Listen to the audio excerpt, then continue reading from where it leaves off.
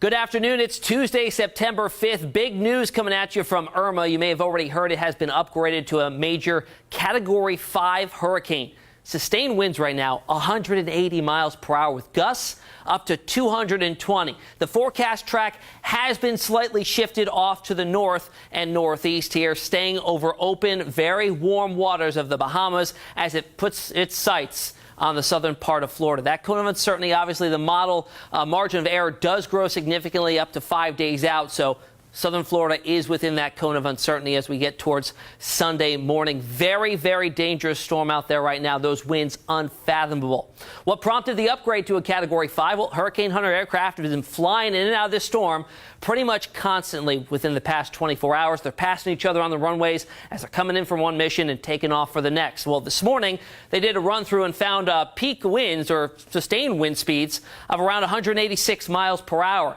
Big jump from the last time they were out there. This was found in the northeastern quadrant, and that prompted the upgrade there. So I want to tell you about the hurricane quadrants. Which ones are the worst? You cut it into 4 slices, quadrants, and you look at the northeastern side is always going to be the strongest. Why? You have to factor in the storm momentum or the storm direction. So it's moving off to the north here, so you have to take into account the storm movement speed and add in the wind speed, so you're always going to get those higher wind gusts there in the front right or the northeast quadrant.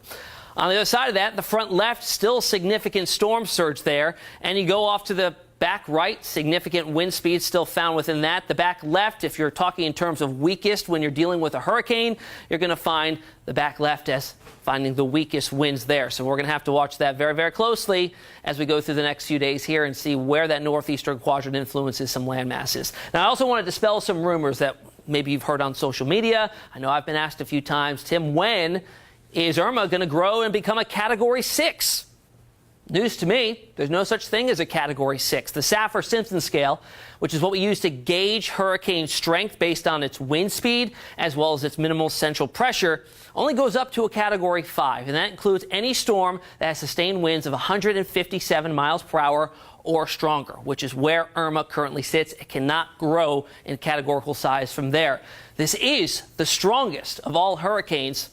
The category is the most destructive and will flatten many buildings and completely flood the first or lower floors due to the storm surge with the increased wind speeds constantly, and then you got those higher gusts as well. Here's how it looks on infrared satellite imagery. This allows us to view the storm even at night when the sun is not lighting up the clouds to be picked up by visible satellite imagery. But then I want to flip it around and show you how it looks on our visible satellite imagery. I mean, this is a almost perfectly symmetrical storm here with a very defined eye. In fact, we get a close-up view. That eye itself nearly 30 miles wide. In fact, if you look closely, you can see the ocean surface. Typically, when you get a very well-defined eye on a very mature, very sound-structured storm, you see this ocean surface or the land surface right through. Very calm conditions within the eye, and there is a reason for that. The very strong winds that surround the eye wall, are stopped from coming into the center of the storm by a very simple process that you may have heard of,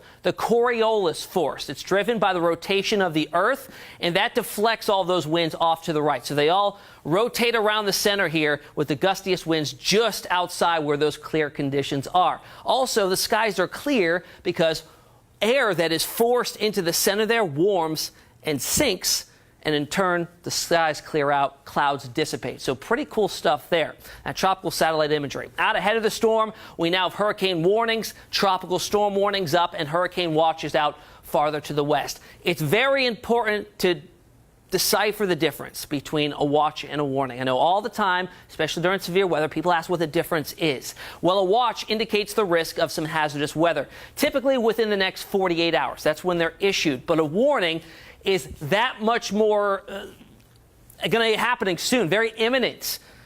It's giving you a warning. It's happening soon. The event is either occurring or likely, and this is issued within 36 hours. So that's why a lot of those watches have since been upgraded to some warnings there. All right, let's go visit the models now. We'll talk about the GFS and European once again. You see very little disparity here as we go through the next couple of days. Very good model agreement taking the center north of San Juan, Puerto Rico, and north of the Dominican Republic. Nonetheless, still giving them a pretty good blow in terms of strong winds and the possibility of some storm surge there. But then as it makes it up into the southern parts of the Bahamas and north of Cuba, they start to vary just a little bit. The European wants to take the center of Irma into Cuba. Mountainous region will likely kind of tear it apart a little bit and force it to lose some of its intensity. But the GFS, still over open water here, makes a run, and this particular run, the east coast of Florida and then up into the Carolinas. Meanwhile, the European does also take that northward turn, but track along the west coast of Florida. So they're splitting coasts here in terms of the two major computer models that go long term. Now let's break down the GFS. We've talked about these before, the ensembles. This is the same model, the GFS in this instance, that's run dozens of times with minor tweaks to the initialization to the start time of Irma right there. So you'll see each run here, pretty good consensus at early on, but then it grows to nearly a 500-mile split from west to east once we get way out into the forecast period there.